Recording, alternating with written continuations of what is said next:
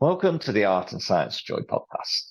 This podcast is all about inspiring people to live more joyfully. So if you're looking for a bit more joy in your own life or looking to bring some more joy to the lives of others, this podcast could well be for you.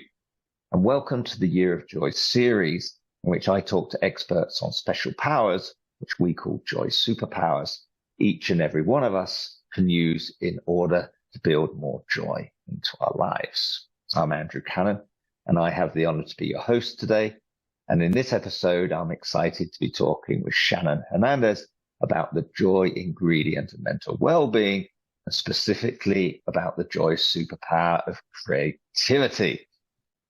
Shannon is all about that joy and has dedicated her life to helping others discover their version of joy and to live it fully. She is a former teacher, a founder of the Joyful Business Revolution, and has been featured on CBC, ABC, Fox, and NBC. Shannon loves reading fiction, snuggling her cat, traveling the world, and hanging with the love of her life, Maria. Welcome, Shannon. Thank you. Thank you so much for having me.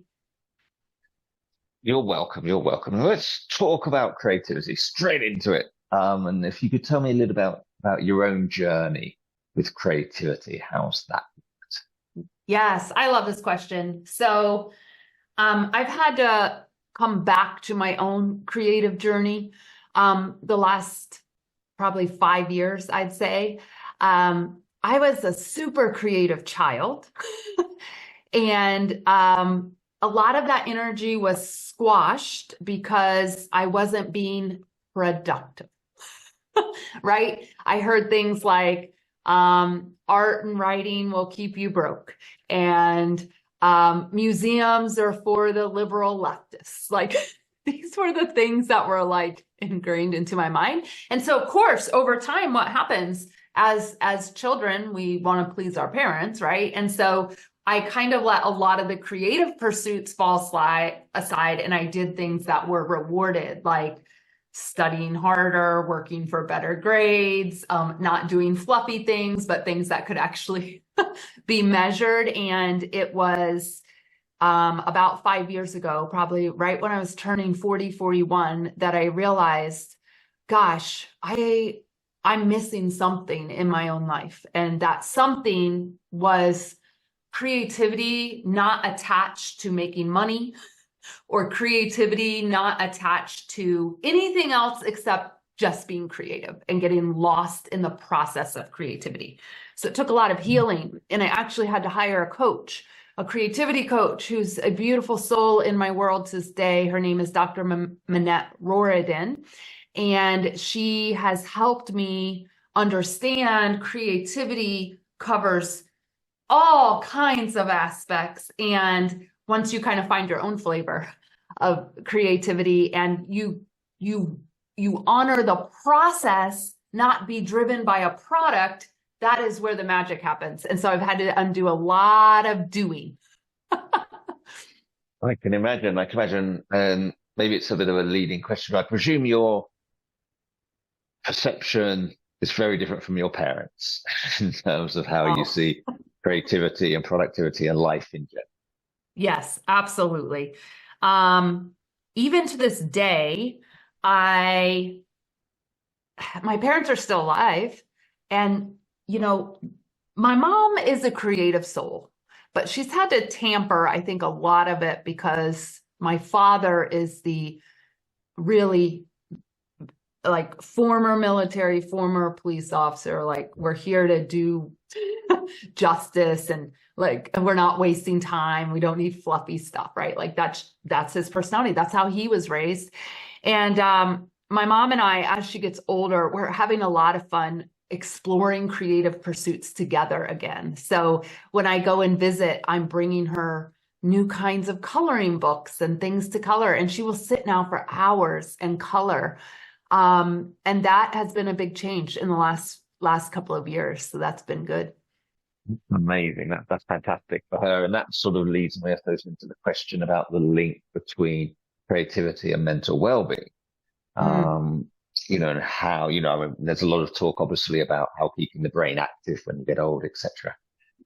helps prevent dementia and Alzheimer's and the such. But more generally speaking, how do you see the link between creativity and mental well-being? And can creativity boost both our mental well-being as well as our feeling of joy?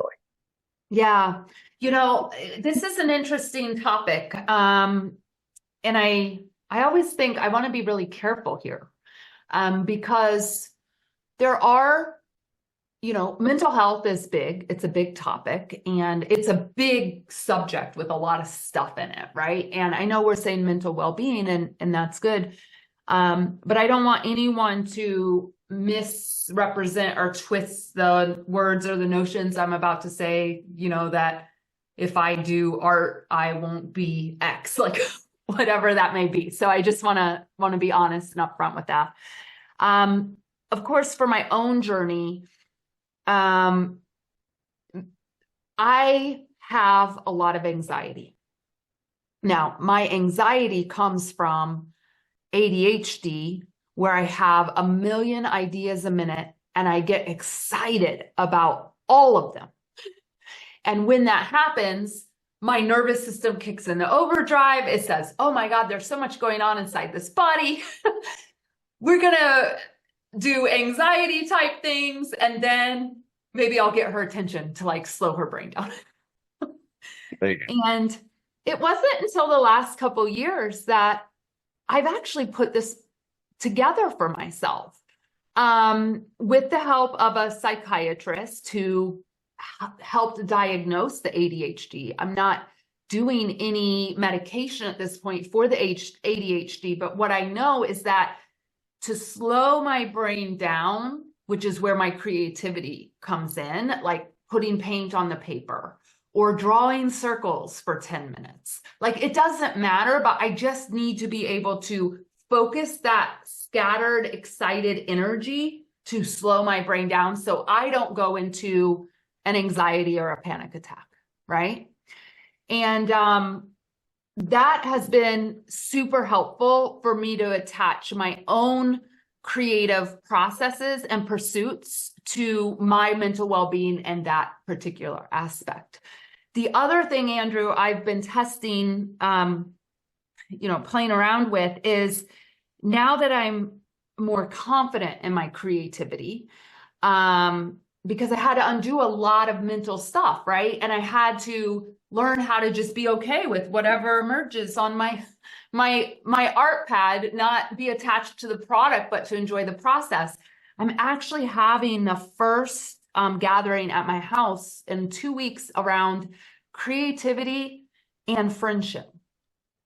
And nice. I have 5 ladies who've RSVP'd, and we're going to be exploring, we're going to be making journals. We're going to hand paint them and do mixed media. And I'm super excited because I now see on the other side of all my struggles of I'm not creative enough, or I'm not this enough, or I don't have time for creativity. I now have seen a shift to people coming to me and saying, would you teach me how to do that? Or I'd love to just sit and create art with you. I haven't done that in years. And so finally I jumped on it this year and we're gathering. Fantastic. That is so fantastic. And it really does lead me to think about, the question I hear in my own head, as well as from other people's voices. I'm not creative. Right? Mm-hmm. It's not me. I'm Picasso. I'm not David Bowie. I'm just not creative. Mm-hmm. Is that true? Can anybody be creative? And do you have advice for people who feel that they don't see themselves as creative? Yeah, I used to say that to my coach. Well, I'm not creative. And she'd say to me, now I wasn't doing art back then, but she'd say, Shannon, you go into your kitchen every night. So I post pictures of food and recipes and stuff on social media. And she said, you create the most amazing desserts, loaves of bread, dinners, you're whipping up ingredients. Why don't you see that as creativity? And that question has stuck with me forever because she was right. My mental image of creativity was Picasso or, whatever that art thing was that didn't feel accessible to me. That was my creativity. So she's helped me expand this definition. She says, Shannon, you're creative in your kitchen. You're creative when you go on your photo walks and you take photography, right, around your neighborhood. You're creative when you do creative writing. You're creative in your marketing role as marketing strategist at your company. And it was those conversations that continue to remind me that creativity has many faces. And a lot of times we just attached like amazing artists and creativity together. Yeah, we put a high bar on it, right? That we just feel, and maybe that's part of the thing of saying, well, I can't be Picasso, so I won't try and paint. I won't try and do some of these things because the bar is very high when you look at the most wonderful artists in the world, amazing creativity. But I like the way you're saying that. Just think about everyday life, maybe the way you dress. Some people can find creativity in how they're using clothes or makeup or cooking, whatever the thing is. It doesn't have to be this sort of museum type level that we're talking about. Which brings me to kind of think about children, right? Because I remember myself as a child, I had no self sort of shame lens going on at that time, right? Or guilt or self-perception. Just saying, hey, I'm doing this as a child. This is fun. And so I could imagine that this, connection to inner child is an important part of learning and relearning how to be creative. Is that your experience? Yeah, I think it's that childlike mind of curiosity and play that so many of us in adulthood, or like me, way before adulthood, hood got rid of, right? Right. It's this idea of, well, I led a workshop last week and it was really fun around creativity and joy. And one of the questions I asked everyone, and I would encourage the audience to really write this question down, is so it was winter, it was snowing where I was, all right? So we use that as inspiration. What are 5 things you used to do as a kid in the winter? And man, their faces lit up. I had people there from age like mid-40s all the way to 80s. And one said, well, I used to make snow angels. And then someone said snow forts. And then someone said snowmen. And one said ice skating. And then they looked at me and they said, why don't we do this anymore? I said, why don't you? Well, we forgot about it. We hadn't thought like this childlike wonder and curiosity and play. We hadn't thought about it before. So that was so fun. And it's one of the things I do in all my workshops. And it may not be winter activities, but I would encourage anyone listening to this to really write that question down. What are 5 things you loved doing as a kid? Right? Mine would be making mud pies with my neighbor, Matt. We used to mix up mud and walnuts from his walnut tree. And oh man, our parents would get mad too, because we'd use their pie plates, like set them out in the sun to bake this summer. Another one, which leads, to my current exploration of creativity, is I remembered when I asked myself this question, I used to love paper dolls. Like I loved cutting them out and having the outfits and mixing and matching. And I actually just last week created my own version of it's called a junk journal. So I took junk mail and I bound it together and I painted the pages and you flip through it. And I put like little paper dolls. I put fabric on for skirts and they're like 3D. They've got like feathery hair and it was so fun. I just got lost in that project. And in the back of my mind, Andrew, this makes me a little teary. I could hear my dad saying, this is such a waste of time. You're 46. What are you doing making paper dolls? And I would just, have a conversation as I'm just enjoying it. Like, this is just fun. I'm not anxious. I'm not thinking of a million business things that need to get done in my business. I'm here and I'm present. And so those things may never leave, but I've found a way to at least answer them. Quiet on the voice a little and then provide it with the answer. So just having fun. right? And I think that is so something we forget during our busy lives, during the stresses and all the challenges we have during our lives to carve out some time just for fun and being creativity and that linking back to what you enjoyed doing as a child. I think that's a wonderful way to start thinking about it. And they don't have to be, massive projects. They can be small little things that you would do as a kid, right? And just Absolutely reignite that. So I'm thinking about that, and I'm thinking about, are there any other great ways you would suggest, with your experience of working with creativity, what type of other things can people start thinking about doing to get their creative juices flowing? So there's a few things here. I do want to say I've written and published a book, which of course Andrew knows about, called Practical Joy, Simple Tools to Cultivate More Joy Every Day. And every chapter is just like what I'm going to talk about here, little practical tools, little practical ways. So practical way number one, ask yourself, what are 5 things you love to do as a child, right? We just talked about them.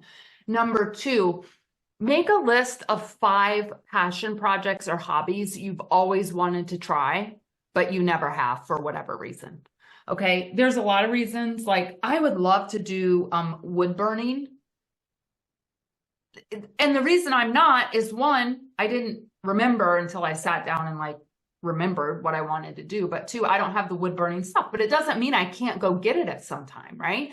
So make a list of 5 hobbies. And just a hot tip for everyone, I work with so many people on their joy. Sometimes this question just draws a blank. So go to your computer and type into Google hobbies for adults, and you are going to get thousands of ideas on lists that are already generated. Print one and pick 5. If you can't think of them yourself, go use help of people that have done it. Right. So that's one that really seems to move the joy needle with the people that I work with. Another really practical thing is I oftentimes will ask my friends, what do you do in your free time? And I did this not too long ago on Facebook because I ended up getting in a rut. I'd eat dinner, sit down, fall asleep.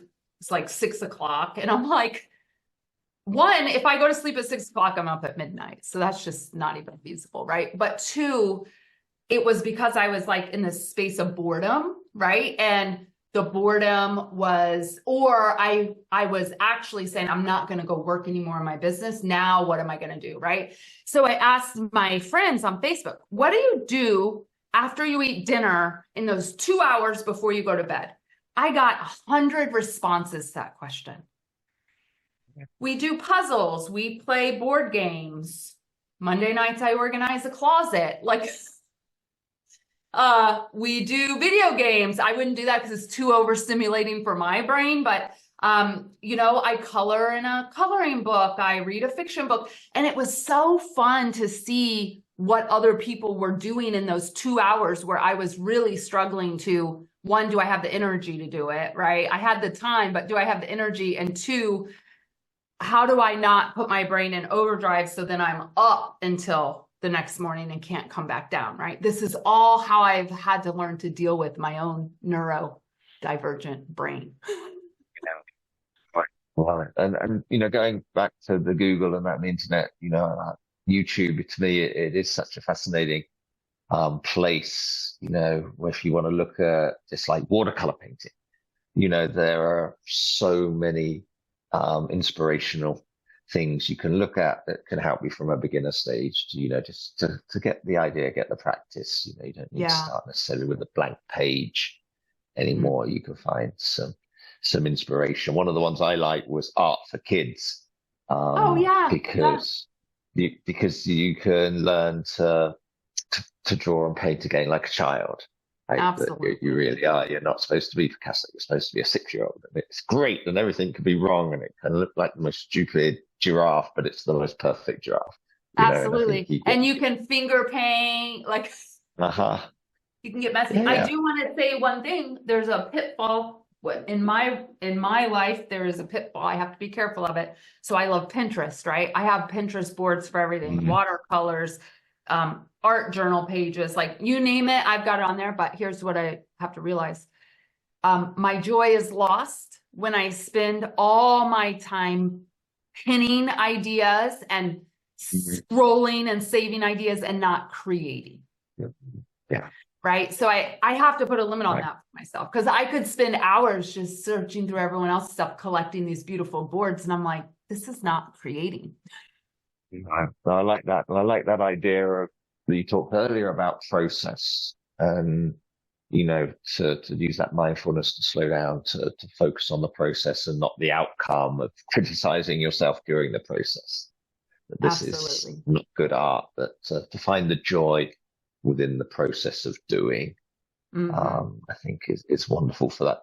Question we sort of didn't talk about, prior to this, but I want to mention it because it just came to me, is the question of creativity and AI.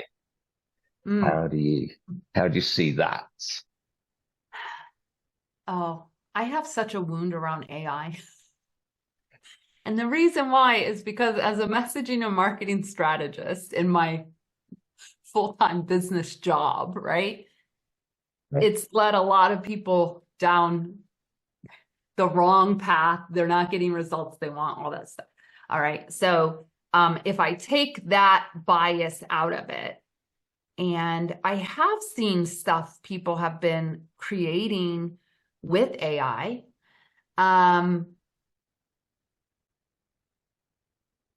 it's not for me. And the reason it's not for me is I want to spend my creativity time as much as I can off of a device, right? But there's people like my spouse loves, like it doesn't bother her to be on a device, to do her art, to do whatever she's doing. For me, it's like I shut my computer at 3 or 3:30 and I'm like, don't want to see it again. And so I've had to find other ways that I can do the creativity, and there's lots of them, right, that are not computer based. No, I like that. And that gives people maybe the bandwidth to try both, right? To see, whether the digital world works for them or whether really it is better for them to close the laptop, close the phone, get out a piece of paper, get out some paper mache. I used to love paper mache as a kid. Yeah. Just build this stuff and make a mess. So, whether that's, or to get outside, be creative in nature. Everything we haven't talked about be creative in nature. So we could go so far with this, but unfortunately we're running out of time today, Shannon. But I would like to ask one last question before I leave you, which is, what's bringing you joy in your life at the moment? This year for me, my joy is around collaborations and deeply connecting with people. So the art thing I'm going to have at my house is a good example. We're hosting our first Joy Camp, which is a summer camp for adults in Vermont in July, which I'm super excited just about the idea of adults coming to feed their own joy and creativity away from all the daily things that are demanding in our lives. And the weekend, it's not about business. It's not about revenue. It's not about any of those things. It's about feeding your joy and your creativity at Joy Camp. So I'm excited about that. I really am. And then I'd say in my artistic world, I've really been having fun. We get a lot of junk mail here in the States. I don't know if you get junk mail where you live, but it's ridiculous, the amount of junk mail that is solicited. I've just been going to the mailbox and saying, okay, what can I turn this into? That's so much fun, like recycling the junk mail into journals and all kinds of crazy stuff. So that's been like one of my current passion projects. Brilliant. Love it. And hopefully we'll be able to get a link to somewhere where people can register to the Joy Camp, find out more information, and then we'll happily post that to our community. Boy, that sounds like a lot of fun. Well, unfortunately, that's all we've got time for today, Shannon, but thank you so much for taking the time to talk with me today. It's been a real pleasure to talk with you. Thank you. It's always fun to be here with you in this community. So thank you. Excellent, excellent. Thank you, our listeners, and I hope you enjoyed this podcast as much as I have. And I hope you feel inspired to go out and cultivate your creativity in whatever form or format that takes you. So please check out the show notes for links to Shannon and her resources. Also, if you are already a member of the Year of Joy community, please join us in the community forum, where over the next few weeks we'll be sort of discussing on how to integrate some of these creativity tips into our lives. And if you're not already a member of the Year of Joy community, please visit our website, theartandscienceofjoy.com, to find out how to join us. It's a lot of fun. It's a lot of fun there. Thanks once again for listening, and I hope you tune in for the next episode of the Art and Science of Joy podcast.